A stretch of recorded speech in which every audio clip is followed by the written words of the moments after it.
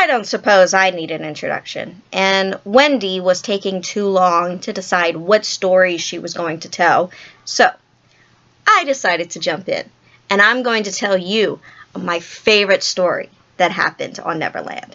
And that's what happened in The Mermaid's Lagoon, which this would be Chapter 8.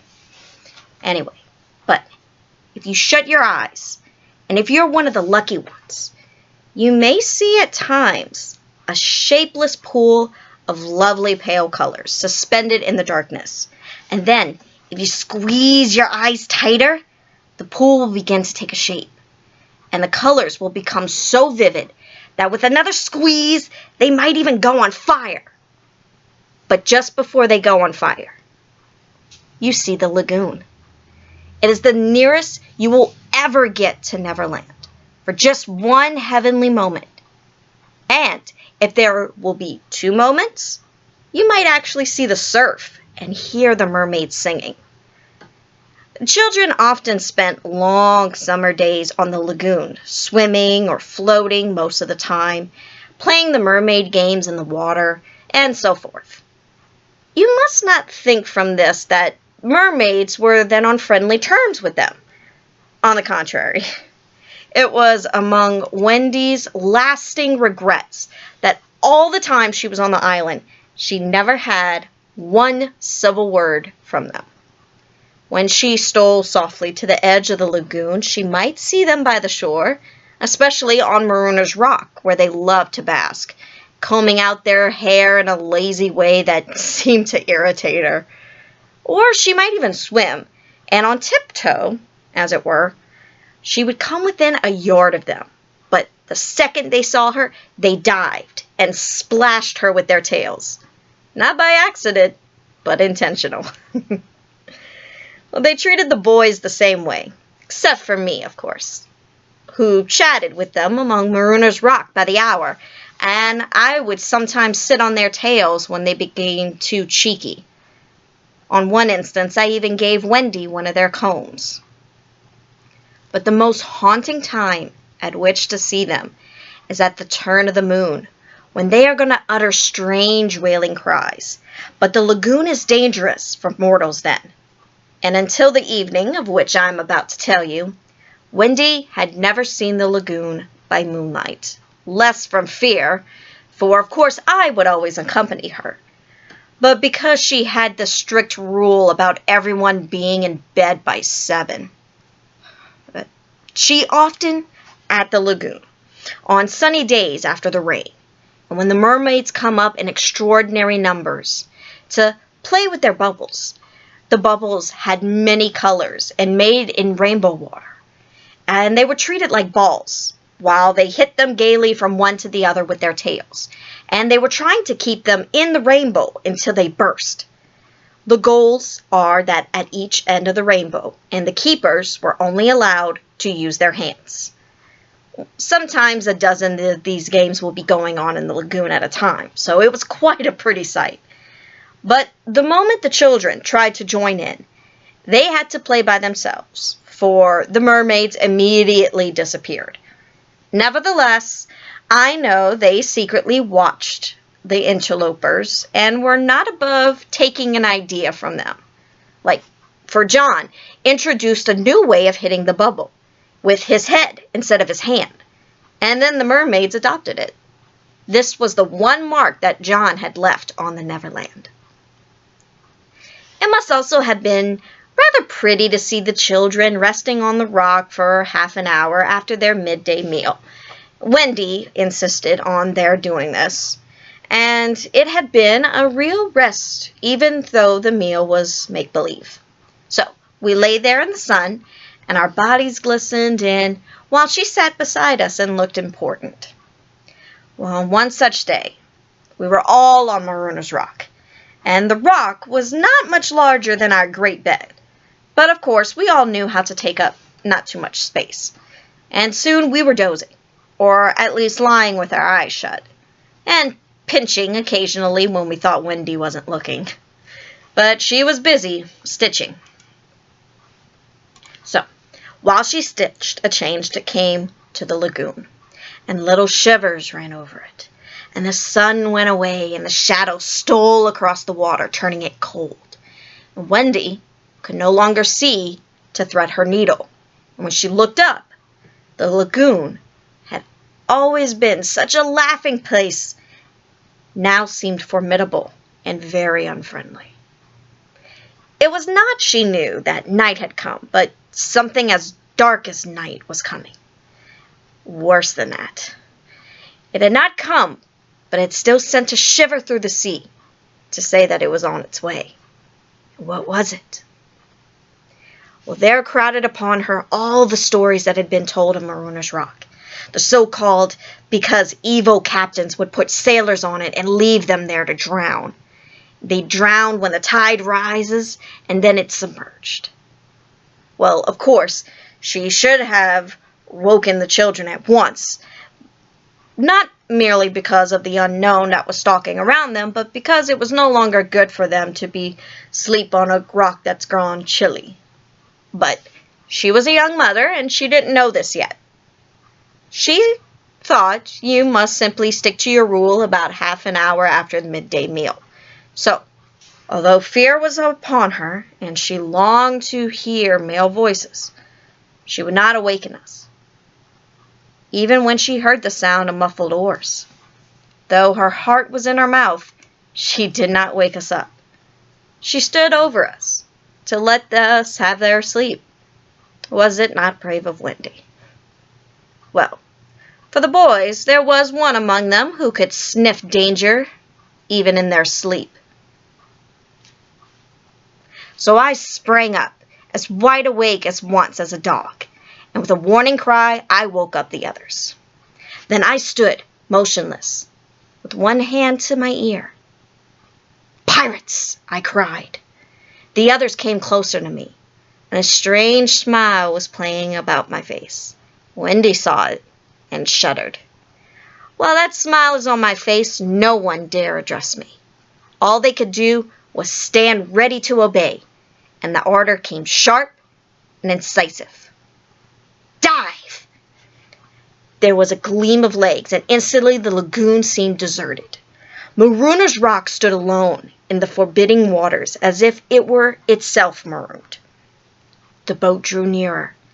It was a small pirate dinghy with 3 fingers in it, Smee, Starkly, and a third, a captive, no other than Tiger Lily. Her hands and ankles were tied, and she knew that it had to be her fate. She was to be left on the rock to perish, an end to one of her race more terrible than death by fire or torture. For it is not written in the book of the tribe that there is no path through water to the happy hunting ground. Yet her face was impassive. She was the daughter of a chief, and she must die as the chief's daughter. It was enough. They had her board the pirate ship with a knife in her mouth. No watch was kept on the ship. It was being Hook's boast that the wind of his name guarded the ship for a mile around. Now her fate would help guard it also. One more wail that would go around in the wind at night. In the gloom that they brought with them, the 2 pirates did not see the rock until they crashed into it. "Luff your lubber!" cried the Irish voice that was Smee. "Here's the rock. Now then, what have we do is to hoist the captive onto it and leave her here to drown." It was the work of one brutal moment to land the beautiful girl on the rock. She was too proud to offer a vain resistance. Quite near the rock, but out of sight, 2 heads were bobbing up and down, mine and Wendy's. Wendy was crying, for it was the first tragedy she had ever seen on the island. I had seen many tragedies, but I had forgotten them all. I was less sorry than Wendy for Tiger Lily. It was 2 against 1 that angered me, and I meant to save her. An easy way would have been to wait until the pirates had gone, but I was never one to choose the easy way. There was also nothing I could do, and now I imitated the voice of Hook. Aha, you landlubbers! I crawled. It was a marvelous intimidation. The captain! Said the pirates, staring at one another in surprise. He must be swimming to us, Starkly said, when they looked at him in vain. We are putting the native on the rock, Smee called out. Set her free, came the astonishing answer. Free? Yes. Cut her bonds, let her go. But, Captain, at once, do you hear? I cried, or I'll plunge my hook in you. This is queer, Smee gasped. Better to do the captain's orders, said Starkly nervously. Aye, aye, Smee said, and he cut Tiger Lily's cords, and at once, like an eel, she slid between Starkly's legs and into the water. Of course, Wendy was very elated over my cleverness, but she knew that I would be elated also, and very likely to crow, and thus betray myself, so at once her hand went to cover my mouth. And it stayed, even in the act of "Boat ahoy!" rang over the lagoon in Hook's voice, and this time it was not I who had spoken. I may have been about to crow, but my face puckered in a whistle of surprise instead. Boat ahoy! Came the voice, and now Wendy understood. The real Hook was also in the water. He was swimming to the boat, and as his men showed a light to guide him, he had soon reached them. And in the light of the lantern, Wendy saw his hook grip the side of the boat. She saw his evil, swarthy face as he rose, dripping from the water, and quaking, she would have liked to have swum away, but I would not budge. I was tingling with life, and almost top-heavy with conceit. I am a wonder. Oh, I am a wonder, I whispered to her. And though she thought so also, she was really glad for my reputation that no one had heard me except me. So I signed her just to listen. The two pirates were very curious to know what had brought their captain to them, but he sat with his head on his hook in a position of profound melancholy. Captain, is all well? They asked timidly. But he answered with a hollow moan. He sighs, says Smee. He sighs again, said Starkly. And yet he sighs a third time, said Smee. And then at last he spoke passionately. The game is up, he cried. The boys have found a mother. Affright though she was, Wendy swelled with pride. Oh, evil day, cried Starkly. What's a mother? Asked the ignorant Smee. Wendy was so shocked that she exclaimed, He doesn't know? And always after this, she felt that if you could have a pet pirate, Smee would have been her one. I pulled her under the water, for Hook had started up, crying. What was that? I heard nothing, said Starkly, raising the lantern over the waters, and as the pirates looked, they saw a strange sight. It was the nest of the Never Bird, who was floating on the lagoon, and the Never Bird was sitting on it. See? You get two stories in one. See, said Hook in answer to Smee's question. That is a mother. What a lesson. The nest must have fallen into the water, but would the mother desert her eggs? No! There was a break in his voice, as if for a moment he recalled innocent days, but then he brushed away this weakness with his hook. Smee, much impressed, gazed at the bird as the nest was borne past, but the more suspicious Starkly said, If she's a mother, perhaps she is hanging around here to help Peter. Hook winced. Aye, he said, That is the fear that haunts me. He was roused by this dejection by Smee's eager voice. Captain, said Smee, could we not catnap the boy's mother and make her our mother? It is a princely scheme, cried Hook, and at once it took practical shape in his great brain. We will seize the children, carry them to the boat. The boys we will make walk the plank, and Wendy shall be our mother. Again, Wendy forgot herself. Never! She cried and bobbed. What was that? But they could see nothing. They thought it must have been a leaf in the wind. Do you agree, my bullies? Asked Hook. There is my hand on it, they said, and here is my hook. Swear! They all swore.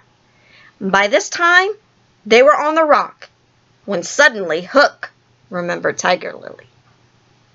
Where's the native? He demanded abruptly. He had a playful humor at moments, and they thought that this was one of them. Oh, it's all right, Captain, Smee answered complacently. We let her go. Let her go? Cried Hook. 'Twas your orders, the bo'sun faltered. You called over the waters to us to let her go, said Starkly. Brimstalling gal, thunderhooked. What cheating is going on here?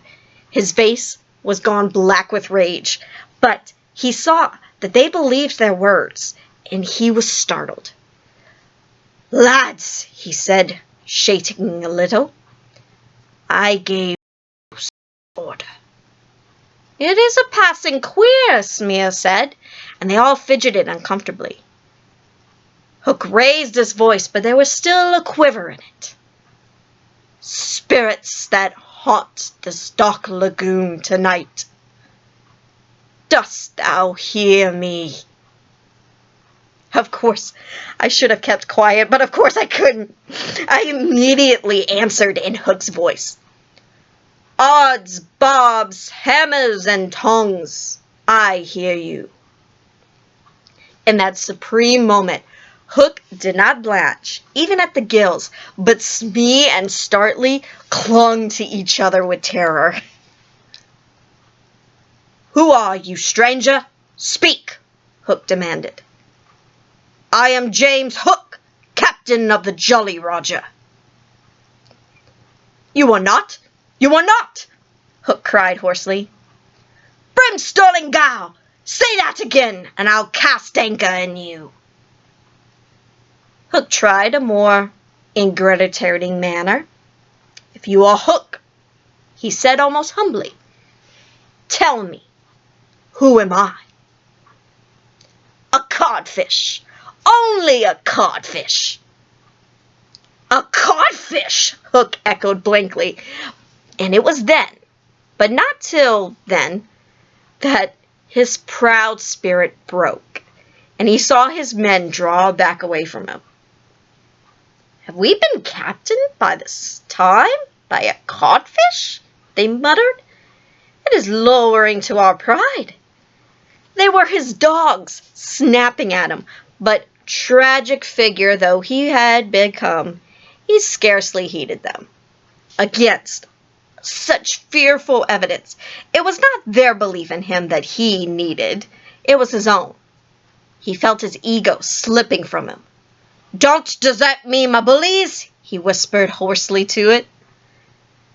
And in his dark nature, there was a touch of the feminine, as all great pirates, and it sometimes gave him intuitions. Suddenly, he tried a guessing game. Hook, he called, have you another voice? Now I could never resist a game, and I answered blithely in my own voice, I have.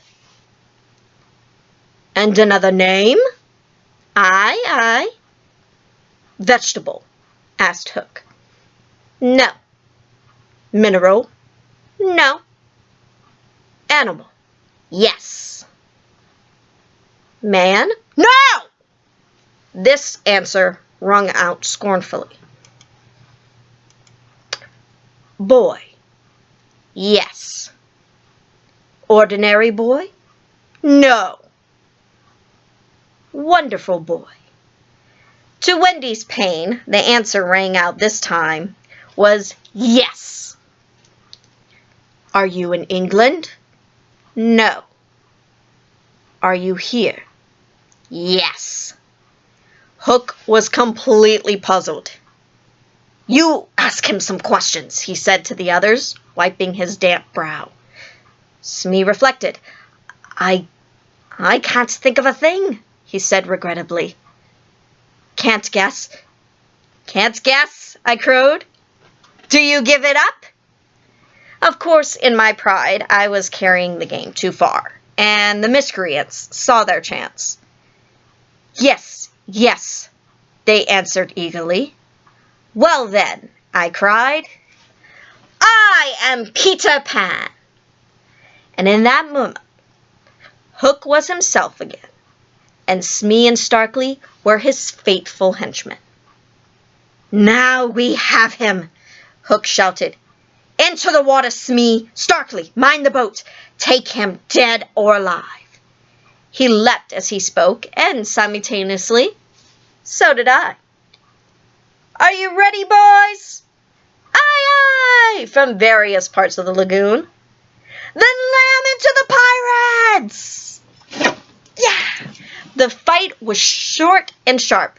The first to draw blood was John, who gallantly climbed into the boat and held Starkly.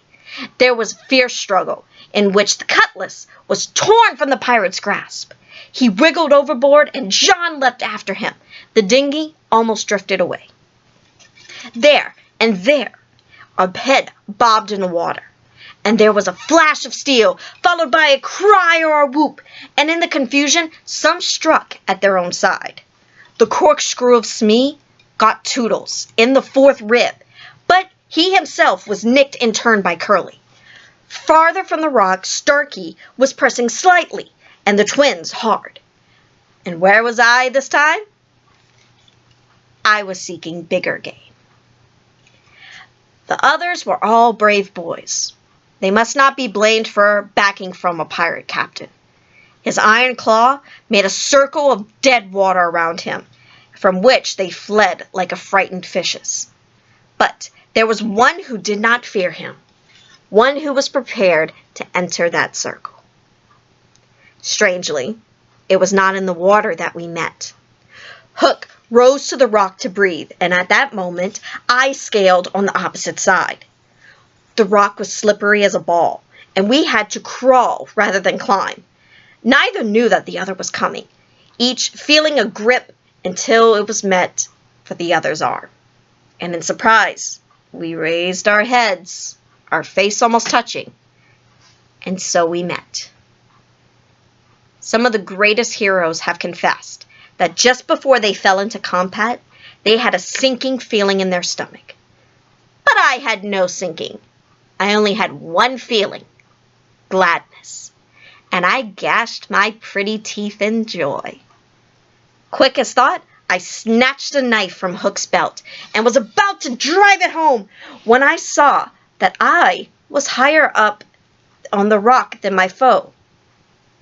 It would not have been fighting fair. So I gave the pirate a hand to help him up. It was then that Hook bit me. It was not the pain of this, but its unfairness that dazed me. It made me quite helpless. I can only stare horrified. Every child is afflicted, thus the first time he is treated unfairly. All he thinks is he has a right to, when it comes to you, to be yours in fairness. After you've been unfair to him, he will love you again, but never afterwards be quite the same boy. No one ever gets over that first unfairness. No one except me. I often met it, but I always forgot it. That was the real difference between me and all the rest. So, when I met it now, it was like the first time. I could just stare, helpless. and twice that iron hand clawed me. A few moments afterwards, the other boys saw Hook in the water, striking wildly for the ship. No elation on the persistent face now, only white fear, for the crocodile was in dogged pursuit of him. On ordinary occasions, the boys would have swum alongside cheering, but now they were uneasy, for they had lost both me and Wendy, and were scouring the island for us, calling us by name. They found the dinghy and went home in it, shouting, "Peter! Wendy!" as they went, but no answer came, save mocking laughter from the mermaids. They must be swimming or flying back, the boys concluded. They were not very anxious, because they had such faith in me. They chuckled, boy-like, because they would be late for bed, and it was all Mother Wendy's fault. And when their voices died away, came cold silence over the lagoon. Then came a feeble cry. "Help! Help!" For two small figures were beating against the rock. The girl had fainted and laid on my arm. With a last effort, I pulled her up on the rock, and then I laid beside her. Even as I also fainted, I saw that the water was rising. I knew that we would soon be drowned, but I could do no more. As we lay side by side, a mermaid caught Wendy's by the feet and began to pull her softly into the water. And I, feeling her slip from me, woke with a start just in time to draw her back. But I had to tell her the truth. "We're on the rock, Wendy, but it's growing smaller. Soon the water will be over it." She did not understand even now. "We must go," she said almost brightly. "Yes," I answered faintly. "Shall we swim or fly, Peter?" I had to tell her. "Do you think you could swim or fly as far as the island, Wendy, without my help?" She had to admit that she was too tired, and I moaned. "What is it?" she asked, anxious about me at once. "I can't help you, Wendy. Hook wounded me. I can neither fly nor swim." "Do you mean we shall both be drowned?" "Look how the water is rising." We put our hands over our eyes to shut out the sight. We thought we would soon be no more. And as we sat, something brushed against me, as light as a thimble, and it stayed there, as if saying timidly, "Can I be of some use?" It was the tail of a kite, which Michael had made some days before. It had torn itself out of his hand and floated away. Michael's kite. I said it without interest, but the next moment I seized the tail and was pulling the kite toward me. It lifted Michael off the ground. Why should it not carry you? "The both of us." "It can't lift two. Michael and Curly had tried." "Well, let's draw lots," Wendy said bravely. "And you, a lady." "Never." Already, I tied the tail around her, and she clung to me. She refused to go without me, but with a "Goodbye, Wendy," I pushed her from the rock, and in a few minutes she was airborne, out of sight, and I was alone on the lagoon. The rock was very small now, and soon it would be submerged. Pale rays of light tiptoed across the waters, and by, there was to be heard a sound at once, the most musical and the most melancholy in the world, the mermaids calling to the moon. I was not quite like other boys, but I was afraid at last. tremor ran through me, like a shudder passing over the sea. But on the sea, one shudder follows another, till there are hundreds of them, and I felt just the one. The next moment, I was standing erect on the rock again, with that smile on my face and a drum beating within me. After all, to die will be an awfully big adventure.